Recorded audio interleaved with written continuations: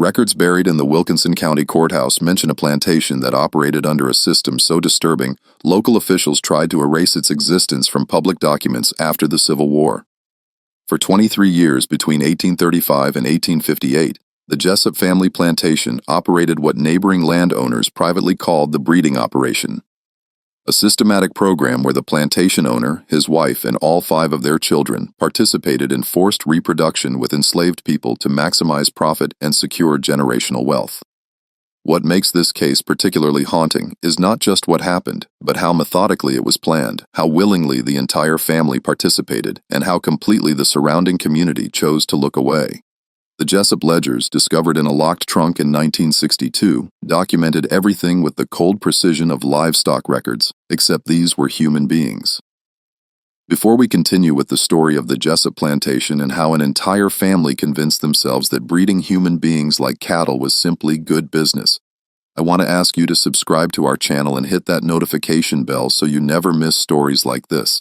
And please leave a comment telling us what state or city you're watching from. Now, let's go back to Mississippi in 1835 to understand how this horror began. Wilkinson County, Mississippi in 1835 was cotton country where fortunes rose and fell with each harvest. The Jessup plantation sat on 200 acres of rich delta soil about 8 miles northeast of Woodville, the county seat. Isaiah Jessup had purchased the land in 1829 with inheritance money from his father, a tobacco merchant from Virginia, who had made considerable profit supplying Confederate forces during various conflicts. Isaiah was 31 years old when he bought the property, newly married to Ruth Candish, daughter of a plantation owner from South Carolina. Ruth was 23, educated in Charleston, and came from a family that had operated a large rice plantation for 3 generations. The Jessup plantation grew cotton primarily, but also maintained vegetable gardens, a small orchard, and livestock. By 1835, Isaiah owned 42 enslaved people, a modest number compared to the largest plantations in the area, but substantial enough to mark him as a man of means. The plantation house was a 2-story structure with white columns built in the Greek Revival style that was popular among wealthy Southerners of that era. 6 bedrooms upstairs, a large dining room, a study for Isaiah, and a parlor where Ruth entertained the wives of other plantation owners. Isaiah and Ruth had married in 1830, and their first child, Thomas, was born in 1831. Then came Samuel in 1833, Margaret in 1835, Daniel in 1837, and finally, Elizabeth in 1839. 5 children in 8 years. Ruth managed the household with the help of enslaved domestic workers, while Isaiah spent his days overseeing the fields, traveling to Natchez to conduct business, and maintaining relationships with cotton brokers and other plantation owners. To anyone observing from the outside, the Jessups appeared to be a typical wealthy plantation family of the antebellum South. They attended church every Sunday at the Woodville Presbyterian congregation. Isaiah served on the county agricultural board. Ruth participated in ladies' charitable societies. Their children received education from a private tutor, a man named Charles Whitfield from Kentucky who lived in a cottage on the property and taught the Jessup children reading, writing, arithmetic, and scripture. But inside the plantation house, behind closed doors, Isaiah and Ruth were having conversations that would have shocked even the hardened sensibilities of their slave-owning neighbors. Isaiah had become obsessed with a particular problem that plagued many plantation owners, the constant need to purchase new enslaved workers. Prices had been climbing steadily throughout the 1830s. A healthy adult male field worker could cost anywhere from $800 to $2,200, a significant investment. When enslaved people became too old to work or died from disease or injury, that investment was lost. Isaiah spent hours in his study, poring over his account books, calculating expenses, projecting future costs. Ruth, who had grown up watching her father manage a large plantation, understood the economics of slavery as well as any man. Her father had always maintained that the most profitable plantations were those that could grow their own workforce, meaning encouraging reproduction among enslaved people to create new workers without the expense of purchase. This was common practice throughout the South, but the Candish plantation had taken it further. Ruth's father had systematically paired enslaved people he considered strong or healthy, sometimes separating families to create what he believed would be optimal breeding pairs. Ruth brought these ideas to her marriage, but Isaiah wanted to go further. During the winter of 1834, when Ruth was pregnant with Margaret, Isaiah proposed something to his wife that would shape the next 2 decades of their lives and the lives of everyone on their plantation. He suggested that instead of merely encouraging reproduction among enslaved people, they should directly participate in it themselves. His reasoning, as he explained it to Ruth, was purely economic. The children born from such unions would be enslaved by law following the condition of the mother, but would carry Jessup blood, which Isaiah believed would make them stronger, healthier, and more valuable. These children could be kept to work the plantation or sold at premium prices. Either way, it would be, in his words, investing in our future prosperity. Ruth did not reject the idea immediately. She thought about it for several weeks. She prayed about it. She later told her children. She consulted the account books. She remembered her father's methods, and eventually she agreed. But she added one condition. Their children would be raised knowing this was their duty, their contribution to family prosperity. When the time came, all of them would participate. The family would operate as a unit, maximizing production, ensuring the plantation's success for generations. This was not a decision born from sadism or perversion, though the results would be horrific. This was calculated, methodical economic planning dressed up as family duty, and once Ruth agreed, they began preparing their children for what would be expected of them. Thomas Jessup was only 3 years old when his parents began his education. He could not have understood the full implications of what he was being taught, but the lessons started early. Isaiah and Ruth spoke openly at the dinner table about the enslaved people on the plantation as property, as investments, as breeding stock. They used the same language they used when discussing horses or cattle. Thomas heard this language from his earliest memories. It became normal to him. By the time Thomas was 8 years old in 1839, he understood what would be expected of him when he came of age. His father explained it during one of their walks around the plantation. Thomas would help grow the workforce. It was a son's duty to contribute to family prosperity. Isaiah framed it as responsibility, as maturity, as the mark of a man ready to take his place in managing the family enterprise. Samuel received the same education, so did Daniel. The girls Margaret and Elizabeth were taught differently, but with the same end goal. Ruth explained to them that bearing children was a woman's purpose, and that bearing children who would increase family wealth was the highest purpose of all. She taught them that enslaved women were beneath them in all ways, and that using them for family benefit was no different than using them to cook meals or wash clothes. They were tools, resources. The children grew up isolated. They had few friends outside the family. Their tutor Charles Whitfield taught them reading and mathematics, but the truly formative education came from their parents. By 1845, Thomas was 14, Samuel was 12, Margaret was 10, Daniel was 8, and Elizabeth was 6. The household operated on a strict schedule, meals at the same time every day, church on Sundays, work during the week. Isaiah increasingly involved Thomas in plantation management, teaching him to inspect the fields, to evaluate the health and productivity of enslaved workers, to think always in terms of profit and loss. The Jessup children did not question what they were taught because they knew nothing else. They had no outside perspective, no contrary voice. Their tutor never challenged Isaiah's authority. The Presbyterian minister who visited the plantation saw only a prosperous, well-ordered household. Other plantation families who interacted with the Jessups noticed nothing unusual, or if they did, they said nothing. The culture of the antebellum South was one of privacy regarding what happened on a man's own property. What a plantation owner did with his enslaved people was his business. On a humid evening in May of 1848, when Thomas turned 17, Isaiah called him into the study after dinner. Ruth was there, sitting in the corner chair.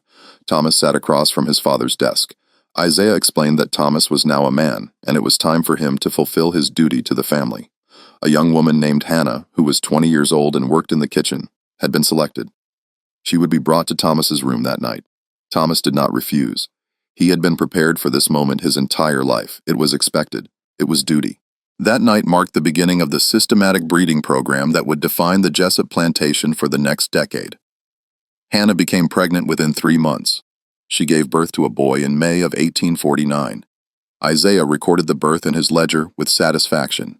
He named the child Isaac, wrote property of Jessup Plantation next to the entry, and estimated the child's future value at maturity. Hannah was returned to kitchen work within 2 weeks of giving birth. The baby was cared for by an older enslaved woman named Claudia, who had raised many of the enslaved children on the plantation. Thomas continued his duties. Over the next 3 years, he fathered 4 more children with 3 different enslaved women. Samuel began his participation in 1850 when he turned 17. Daniel began in 1854. The daughters Margaret and Elizabeth were expected to bear children as well, but in their case, the father would be enslaved men selected by Isaiah for what he considered desirable physical characteristics: strength, health, good teeth, clear eyes. Margaret turned 18 in 1853. Ruth spent months preparing her psychologically for what was coming.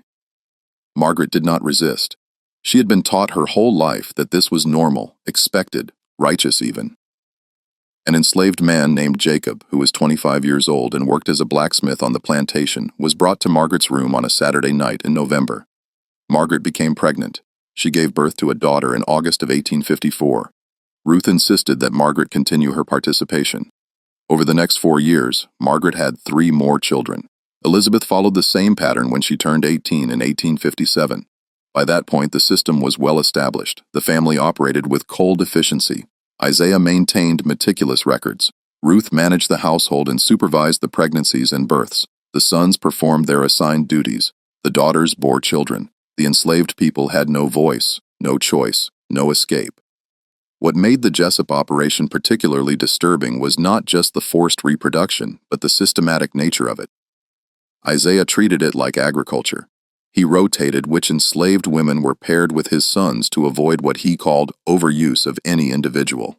He tracked menstrual cycles. He provided better food rations to pregnant women, not out of compassion, but to ensure healthy births. He separated mothers from children at age 3, believing that early separation prevented emotional bonds that might interfere with productivity. The plantation ledgers from this period, which survived and were eventually discovered, are chilling in their detail. Each birth is recorded with the mother's name, the date, the child's sex, any notable physical characteristics, and an estimated future value. The children fathered by Isaiah himself, and he did participate beginning in 1850, when Thomas had proven the viability of the system, are marked with a small notation in the margin, J, direct line. These children, Isaiah believed, would command the highest prices if sold or would be the most productive if kept. By 1855, the plantation population had grown from 42 to 68. 26 of those were children under the age of 10, all born as part of the breeding program. The Jessup family wealth increased substantially. Isaiah expanded his land holdings, purchasing an adjacent 300 acres. He built a new barn, a cotton gin building, and additional slave quarters to house the growing population. He was considered one of the most successful planters in Wilkinson County. Life on the Jessup plantation followed a brutal rhythm. The field workers rose before dawn, worked until dark, returned to their cabins exhausted.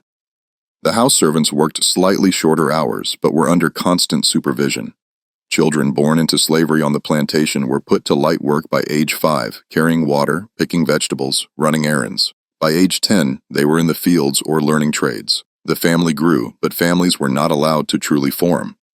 Isaiah's policy of early separation meant that mothers and children spent only the first 3 years together, and even during that time, the mothers were working. The older woman, Claudia, who cared for the youngest children, did her best to provide some maternal comfort, but she was managing a dozen infants and toddlers at any given time. The psychological impact on the enslaved people was profound, though their suffering was not recorded in Isaiah's ledgers. They lived in constant fear, constant vigilance, knowing that any woman of childbearing age could be selected, that any child born would be taken, that resistance meant punishment or death. Some tried to resist. A woman named Sarah attempted to run away in 1851 after being forced to bear her 3rd child, fathered by Samuel Jessup. She made it 17 miles before being captured by a slave patrol. She was returned to the plantation, whipped publicly as punishment, and locked in a small storage shed for 2 weeks with minimal food and water. When she was released, she no longer spoke. She worked silently for the rest of her life, died of pneumonia in 1863, and was buried in the unmarked section of the plantation cemetery. The Jessup children, Thomas, Samuel, Margaret, Daniel, and Elizabeth, all participated in the system their parents created, but they were not identical in their responses.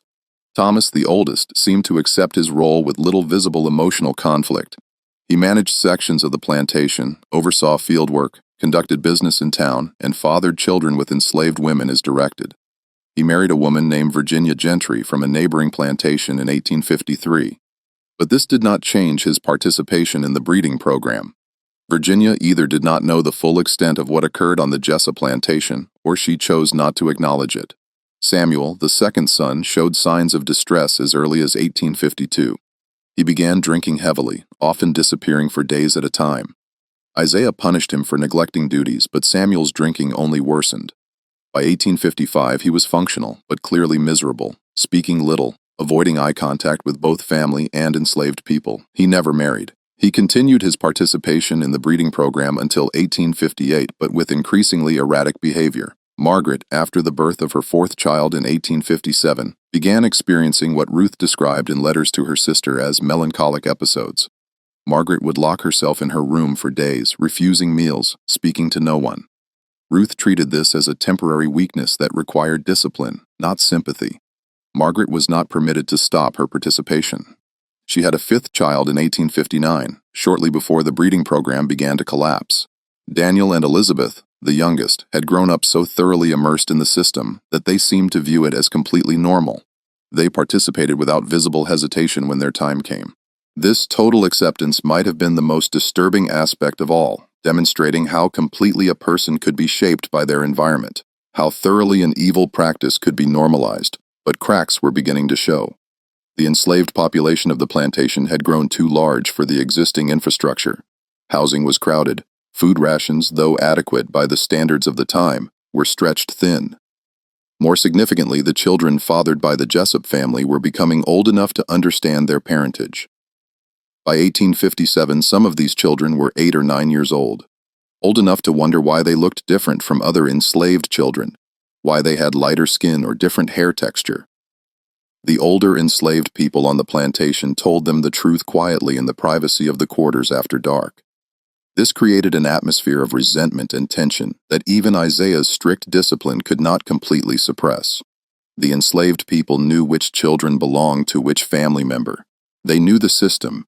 They hated it, but they were powerless to stop it, and any organized resistance would result in brutal punishment or sale to plantations further south, where conditions were even worse. Neighboring plantation owners began to notice things. The Jessup plantation population had grown unusually quickly. The demographics were odd. Too many young children in proportion to adults. A few whispered conversations occurred among plantation wives about Ruth Jessup's daughters and their unexplained pregnancies before marriage. But this was the antebellum South, where social cohesion among the white planter class was maintained by silence on uncomfortable topics. As long as the Jessups conducted themselves appropriately in public, which they did, no one would confront them directly. Isaiah himself seemed immune to any moral qualms. His letters from this period, some of which survived in family collections, discussed plantation management with other owners, cotton prices, political developments, and various business matters. He mentions the success of his breeding program in economic terms, only comparing his results to those achieved with livestock breeding. There is no indication of guilt, no moment of doubt, no recognition that he was committing profound evil. He had created a mental framework in which enslaved people were not fully human, and within that framework, his actions were logical, even commendable. He was being a good steward of his resources. He was building generational wealth for his family. Ruth's perspective, glimpsed through occasional letters she wrote to her sister in South Carolina, was similar. She worried about her children's health and futures. But these worries were purely practical. Whether Thomas would successfully inherit the plantation, whether Samuel's drinking would become a serious problem, whether the daughters would eventually marry well. Despite their participation in the breeding program, she never expressed concern for the enslaved women who were being raped, or the children being born into bondage, or the psychological damage being done to everyone involved. In her worldview, enslaved people were property tools, and their suffering was irrelevant. The absolute moral blindness of the Jessup family was not unique to them. Thousands of plantation owners throughout the South operated under similar assumptions. What made the Jessups unusual was the systematic involvement of the entire family, the multi-generational planning, the cold calculation. Most forced reproduction on plantations was opportunistic, driven by individual owners' exploitation of enslaved women. The Jessup program was different. It was organized, methodical, a family business. The year 1858 brought changes that would begin to unravel the system Isaiah and Ruth had built. In February, Charles Whitfield, the tutor who had educated the Jessup children for more than 2 decades, died suddenly of a heart condition. He was 57 years old. His death meant the family lost someone who, through his silence, had enabled their operation. Whitfield had known. He had lived on the plantation for years, had seen the pattern, had observed the growing number of mixed-race children. He had never said anything to anyone outside the plantation.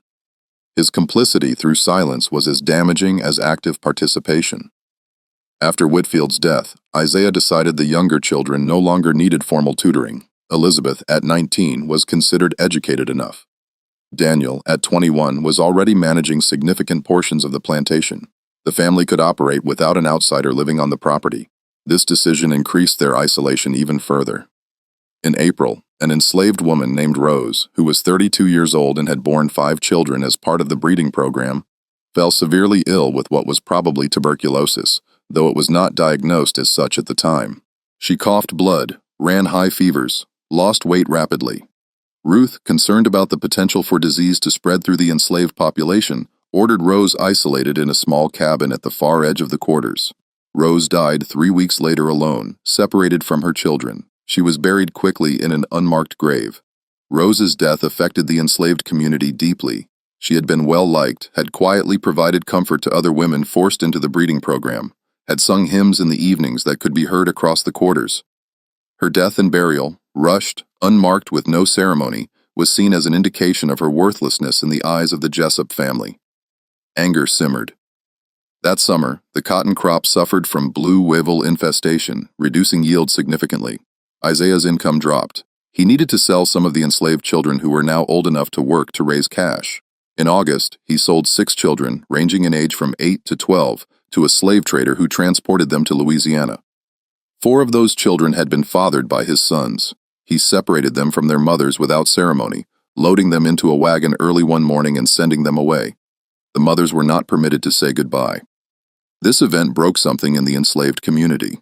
The passive acceptance that had characterized the previous decade gave way to quiet rage.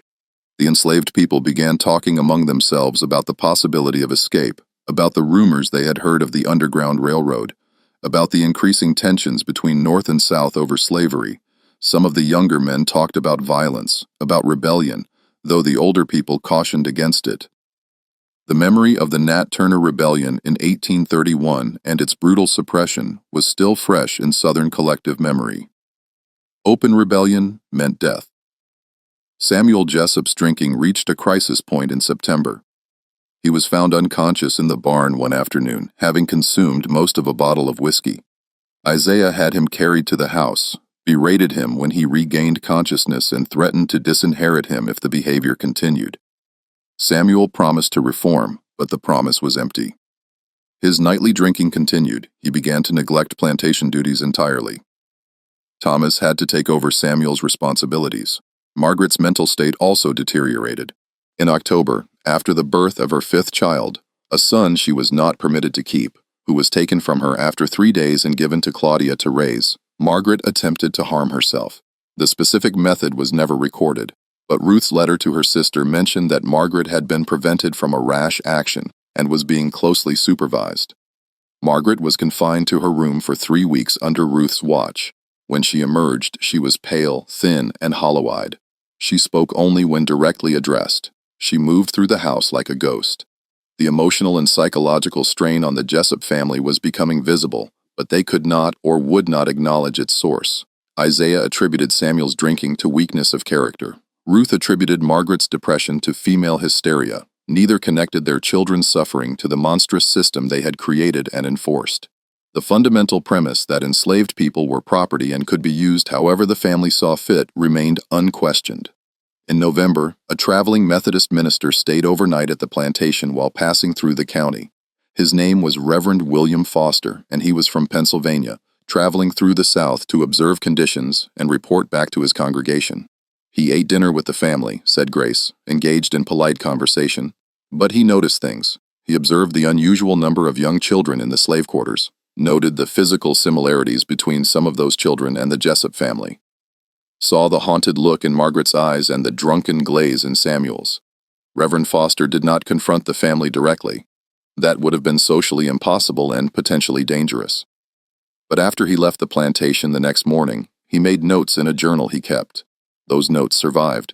They describe his suspicions about what was occurring on the Jessup plantation, his horror at the implications, and his sense of helplessness.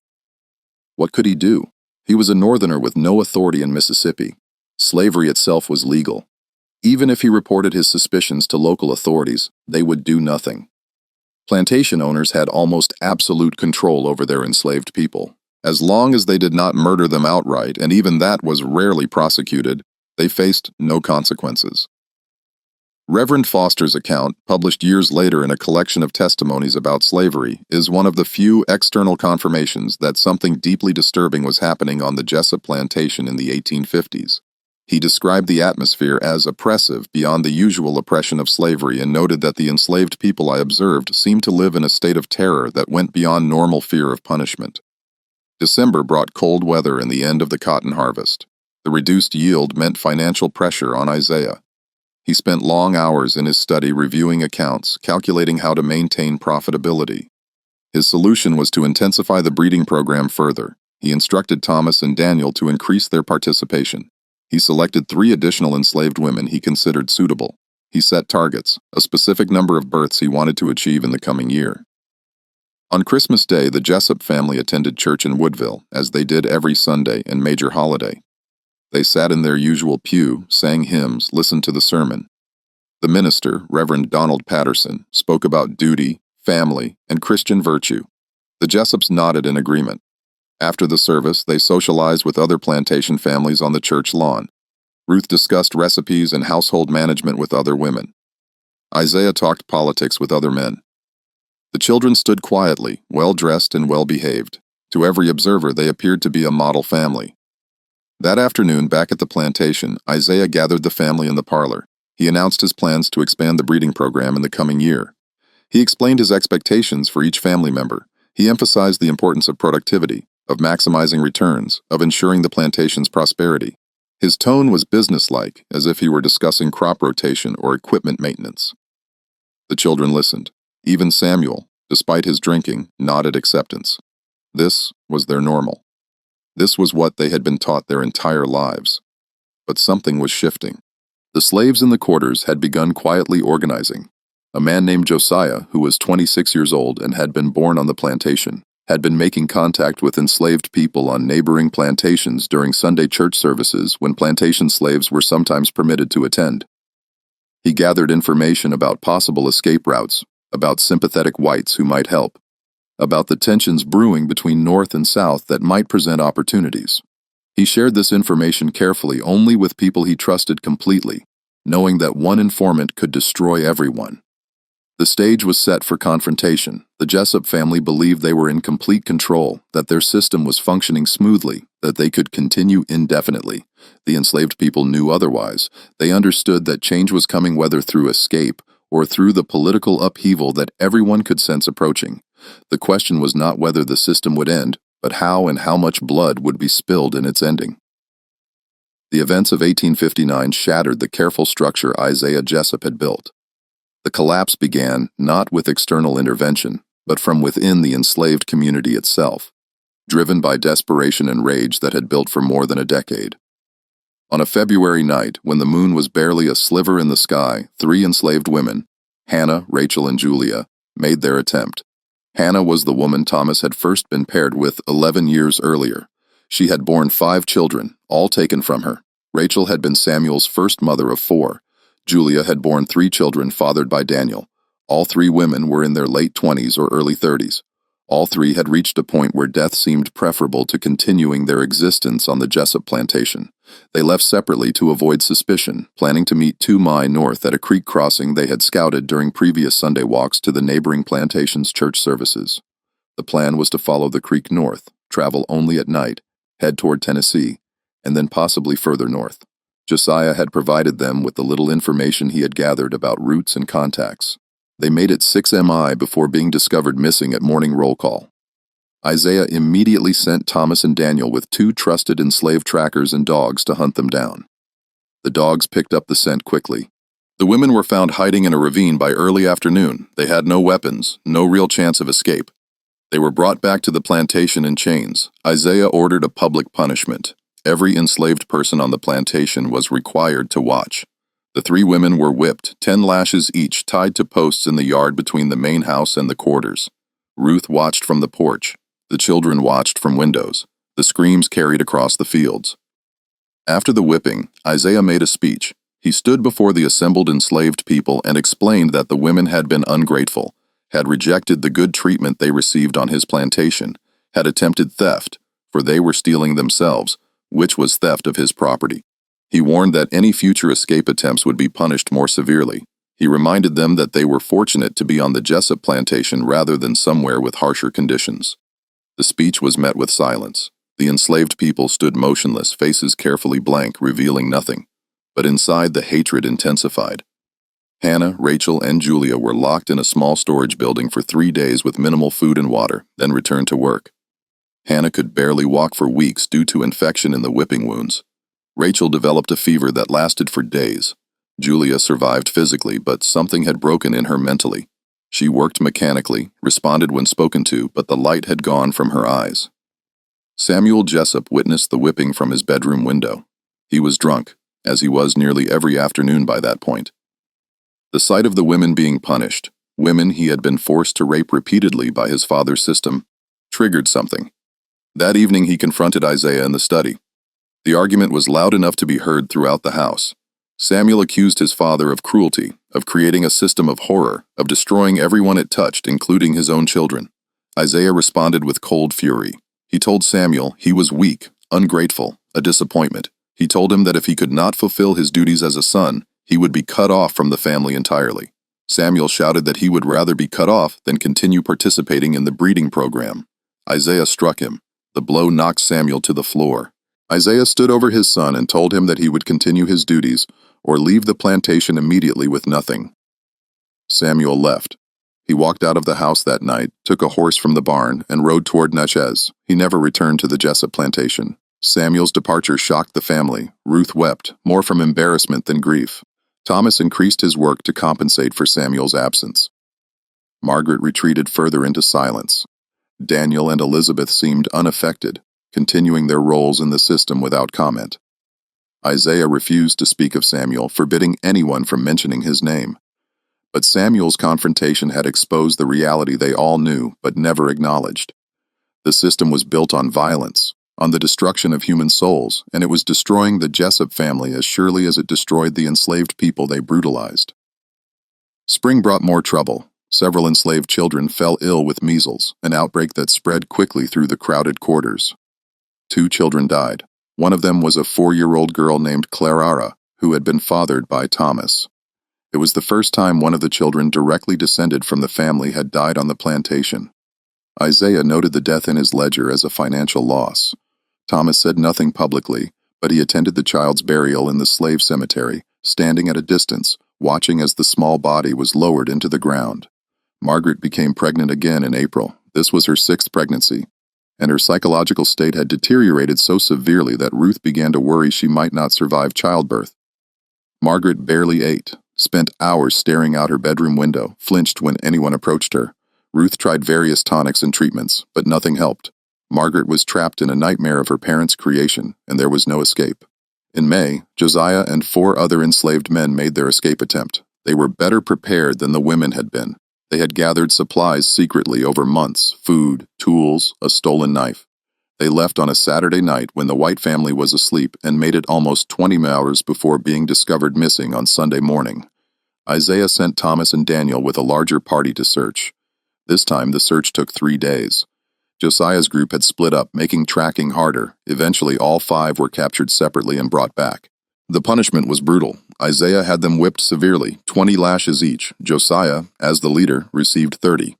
Then Isaiah did something he had never done before. He sold all 5 men immediately to a slave trader who transported them to Louisiana sugar plantations, where working conditions were notoriously harsh and life expectancy was short. He wanted to send a message that escape attempts would result not just in punishment but in exile to worse situations. The sale of Josiah and the others devastated the enslaved community. Josiah had been a leader, someone people looked to for hope. His removal left a void, but it also confirmed what everyone already knew. There was no mercy on the Jessup plantation, no recognition of their humanity, no limit to the suffering that would be inflicted to maintain the system. Margaret went into labor in late July. The birth was difficult and prolonged. Ruth attended her along with an enslaved midwife named Beulah, who had delivered dozens of babies on the plantation. Margaret screamed for hours. The baby, when it finally came, was a boy. Margaret held him for perhaps 30 seconds before losing consciousness. She did not wake up. She died 2 hours later from blood loss and complications. Margaret's death struck the family in ways that previous suffering had not. She was one of their own, a white woman, a daughter. Her death could not be dismissed or rationalized away. Ruth collapsed in grief. Thomas and Daniel stood in shocked silence. Elizabeth locked herself in her room. Isaiah retreated to his study. The funeral was held 3 days later. Margaret was buried in the family cemetery on the plantation, marked with a proper stone. The Presbyterian minister gave a eulogy about God's mysterious ways and the consolation of faith. Neighboring plantation families attended and offered condolences. No one mentioned the circumstances of Margaret's pregnancy or the system that had contributed to her death. Just when we thought we had seen it all, the horror in Wilkinson County intensifies. If this story is giving you chills, share this video with a friend who loves dark mysteries. Hit that like button to support our content, and don't forget to subscribe to never miss stories like this. Let's discover together what happens next. The baby Margaret had died delivering survived. Isaiah named him Matthew and had him sent to the quarters to be raised by Claudia, along with all the other children born from the breeding program. The boy's existence was a reminder of Margaret's death, and the family wanted him out of sight.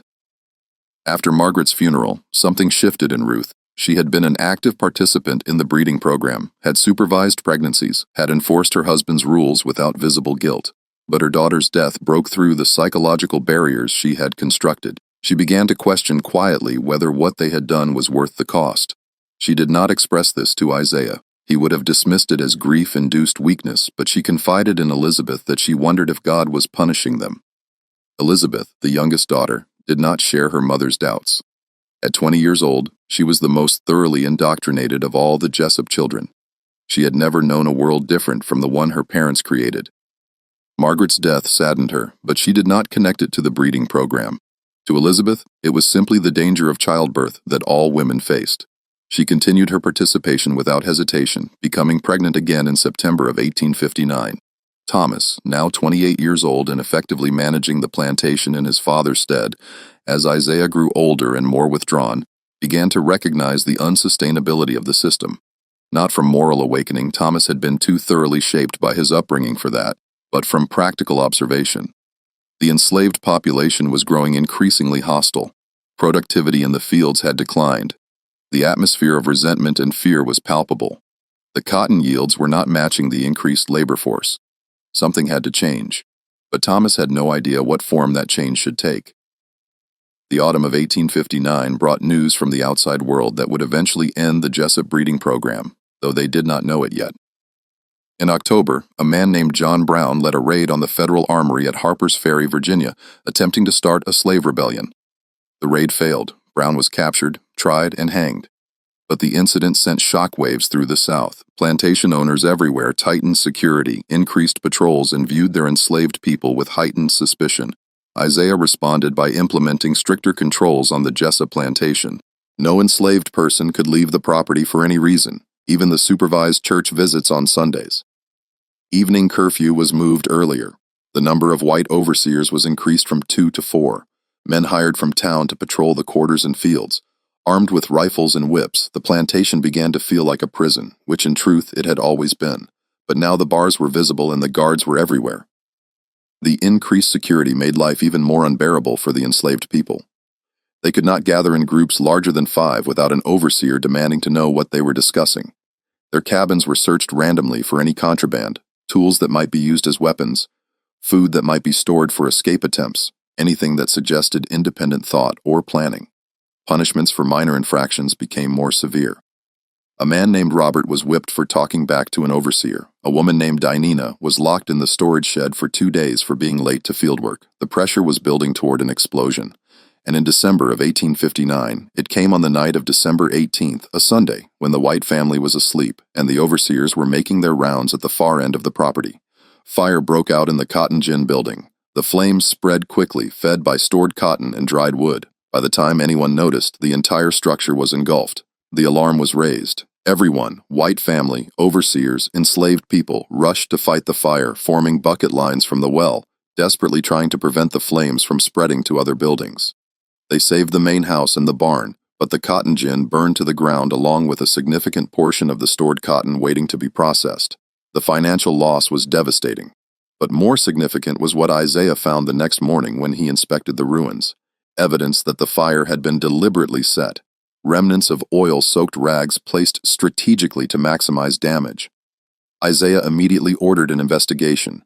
He gathered all the enslaved people and demanded to know who had set the fire. No one spoke. He threatened mass punishment. Silence. He had the overseers search the quarters looking for any evidence, any indication of guilt. Nothing was found. Frustrated and enraged, Isaiah selected 3 men at random, Peter, Moses, and James, and had them whipped as an example, 20 lashes each, in front of the assembled enslaved population. He told everyone that until someone confessed, random punishments would continue. He would destroy them all if necessary to find the guilty party. But no one confessed because everyone was guilty. The fire had been set by a group of 7 people working together, carefully chosen for their trustworthiness and their shared determination. They had planned it for weeks, waiting for the right moment. The fire was not meant to kill anyone. It was set at night when the building was empty, but to strike at Isaiah's wealth, to cost him money, to demonstrate that they were not completely powerless. The fire marked a turning point. The enslaved community had moved from passive resistance and escape attempts to active sabotage. They understood that they could hurt their oppressor even if they could not free themselves. Over the following months, other incidents occurred. Tools went missing. A fence critical for containing livestock was damaged, allowing pigs to escape. A supply of seed corn stored for spring planting was found contaminated with dirt. Isaiah responded with increasingly harsh measures, but each punishment only deepened the resentment and determination. The plantation had become a war zone, though the war was largely invisible to outside observers. To neighboring plantation owners, the Jessup property still appeared prosperous and well-managed. They noticed the burned cotton gin, but fires were not uncommon on plantations. They had no idea of the sting conflict beneath the surface. Thomas tried to counsel his father toward moderation, not from compassion, but from pragmatism. The harsh punishments were making the enslaved people less productive, more dangerous. But Isaiah would not hear it. He had spent 24 years building his system, and he would not abandon it now. The breeding program would continue. Control would be maintained. His will would prevail. Ruth, meanwhile, had retreated almost entirely from active participation in plantation management. Margaret's death had broken something in her that would not heal. She spent her days in her room reading scripture, praying, writing letters to her sister in South Carolina that revealed a mind slowly fragmenting under the weight of guilt she could no longer suppress. In one letter from January 1860, she wrote, "I fear we have sinned greatly and God's judgment approaches. My daughter is dead, my son is lost to drink and exile, and I wake each night hearing screams that may be real or may be echoes of all the years past." Elizabeth gave birth to her second child in February 1860. A girl like Margaret before her, Elizabeth was immediately expected to resume her participation in the breeding program. Unlike Margaret, Elizabeth showed no signs of psychological distress. She had been too young when the program began, had absorbed her parents' worldview too completely to develop the moral conflict that had destroyed her sister and brother. Elizabeth was in some ways the program's greatest success and its most horrifying product. A person so thoroughly indoctrinated that she felt no guilt for participating in systemic rape and enslavement. As winter turned to spring in 1860, political tensions between North and South reached a breaking point. Abraham Lincoln's presidential campaign, with its platform opposing the expansion of slavery into new territories, was seen by many Southerners as an existential threat. Plantation owners throughout Mississippi began discussing secession, preparing for possible conflict. Isaiah attended meetings in Woodville, where local leaders debated their response to Northern aggression, as they termed it. Isaiah was consumed with defending slavery in the abstract, the Southern way of life, states' rights, property rights, while being blind to the specific horrors he had created on his own plantation. He could give passionate speeches about the biblical justification for slavery, about the economic necessity of the institution, about the supposed happiness of enslaved people under benevolent masters, while forcing his own children to rape women he owned and separating mothers from babies. The cognitive dissonance never seemed to register. In November 1860, Abraham Lincoln was elected president. South Carolina seceded from the Union in December. Mississippi followed in January 1861. By February, 7 Southern states had formed the Confederate States of America. War was coming, though few people in early 1861 believed it would last long or cost much blood. The prevailing opinion in Mississippi was that the North would back down, that Southerners' superior military tradition would ensure quick victory, that the world would not allow the cotton supply to be disrupted. The Jessup plantation continued its operations through these political upheavals, but the approaching war created uncertainty. Thomas and Daniel were of military age and would likely be expected to fight. The plantation's workforce might be reduced if enslaved men were impressed into service building fortifications or working for the Confederate Army. The breeding program, which had been the focus of family efforts for more than 2 decades, suddenly seemed less important than survival in a changing world. In April 1861, Confederate forces fired on Fort Sumter in South Carolina, and the Civil War began. Thomas enlisted in a Mississippi regiment within weeks. Daniel followed in May. Isaiah, at 53 years old, was too old for military service. He remained on the plantation with Ruth, Elizabeth, the hired overseers, and the enslaved population of 73 people, a population that included dozens of children fathered by the Jessup men. With Thomas and Daniel gone, the day-to-day management of the plantation fell to Isaiah and the overseers. The breeding program continued, but with less intensity and organization. Isaiah was aging, increasingly plagued by health problems. Ruth was barely functional, spending most of her time in her room. Elizabeth managed the household, but had neither the authority nor the inclination to oversee field operations. The war years were chaotic. The Union blockade of southern ports made it difficult to sell cotton. Confederate currency became increasingly worthless. Food supplies were diverted to feed the army. The plantation began to decline. Buildings needed repairs that were not made. Fields were planted and harvested, but the work was done with less supervision and increasing resentment. The enslaved people on the Jessup plantation heard rumors of Union advances, of enslaved people escaping to Union lines and gaining freedom, of Lincoln's Emancipation Proclamation in 1863. Hope began to replace despair. They understood that the world was changing, that the system that had held them in bondage was collapsing. They waited. Thomas Jessup was killed at the Battle of Shiloh in April 1862. Daniel died of dysentery in a military camp in Virginia in 1863. Both deaths devastated Isaiah. His sons, whom he had raised to inherit and continue his plantation empire, were gone. His dream of a multi-generational dynasty built on the breeding program died with them. Ruth died in her sleep in August 1864. The doctor said it was heart failure, but it might more accurately have been described as the final collapse of a woman who had lived too long with guilt she could acknowledge but not escape. She was buried next to Margaret in the family cemetery. By early 1865, the Jessup plantation was a shadow of what it had been. Isaiah was 67 years old in failing health, increasingly confused. Elizabeth, now 26, managed what she could, but the situation was beyond her control. The enslaved people were barely working, waiting for the Union Army that everyone knew was coming. The overseers had left, either to join the army or to flee north. The plantation buildings were deteriorating. The fields were partially planted but poorly tended. In April 1865, news reached Wilkinson County that the Confederate Army had surrendered. The war was over. Slavery was ended. The world the Jessups had built and defended was gone. Union troops arrived in Woodville in May. An officer came to the Jessup plantation to inform Isaiah and Elizabeth that the enslaved people were now free. Isaiah, weakened by stroke and confined to a wheelchair, could barely comprehend what he was being told. Elizabeth understood but refused to accept it. She argued with the officer, insisted that the people on the plantation were her property, demanded compensation for the loss. The officer explained that there would be no compensation, that slavery was abolished by constitutional amendment, that she needed to accept reality. The formerly enslaved people of the Jessup plantation gathered their belongings and left.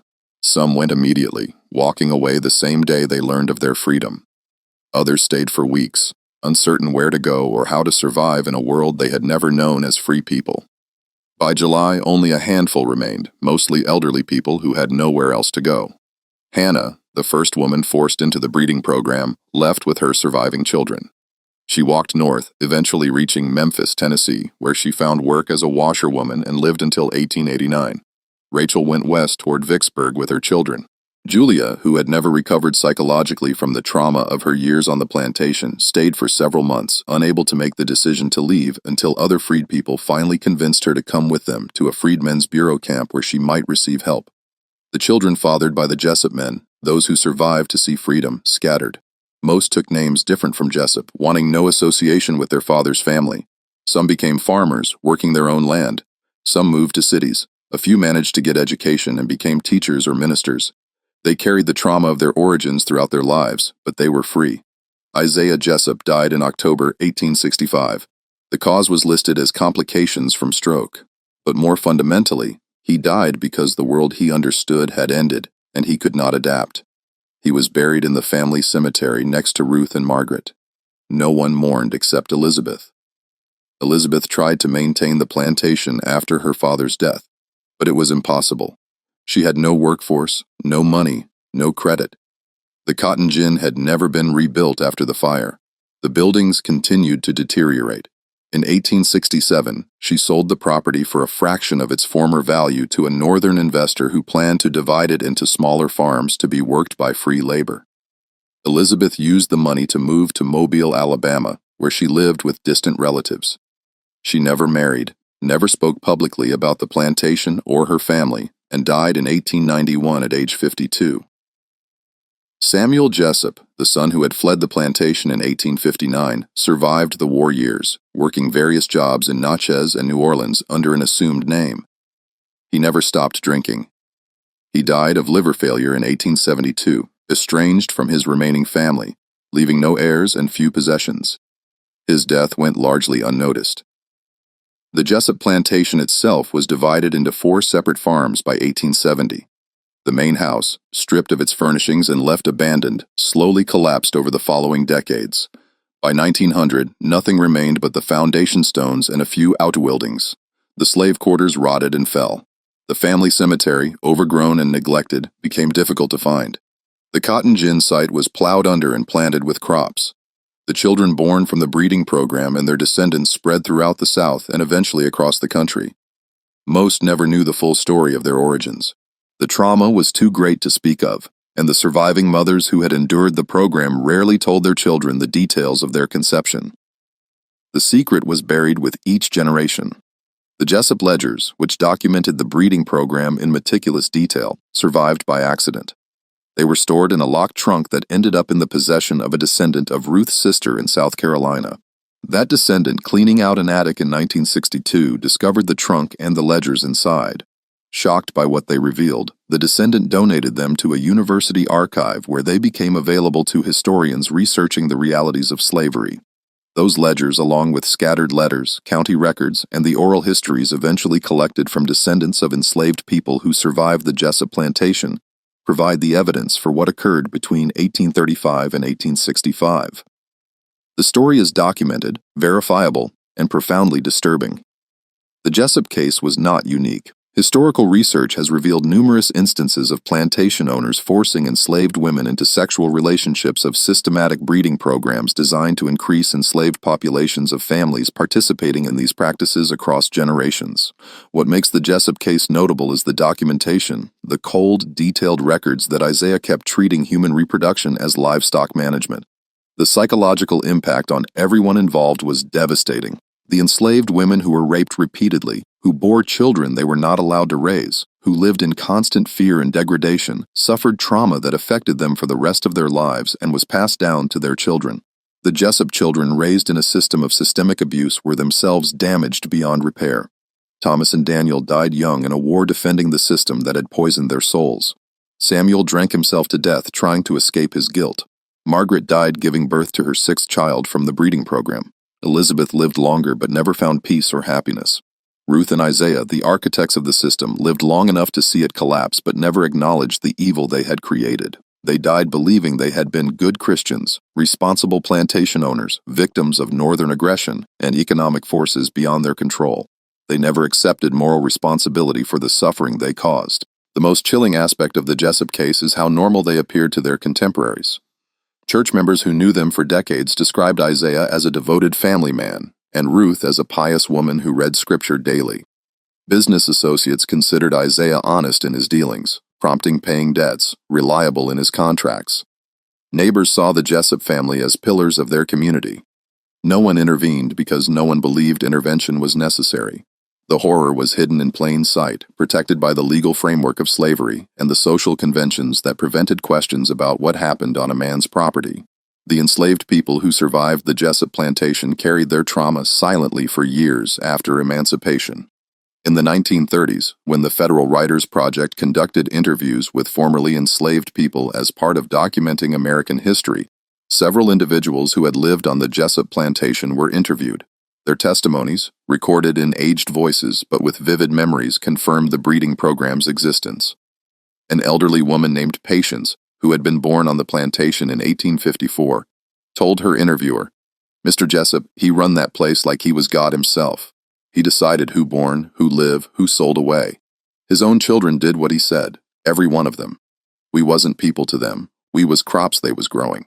These oral histories preserved in Library of Congress archives corroborate the documentary evidence found in the ledgers.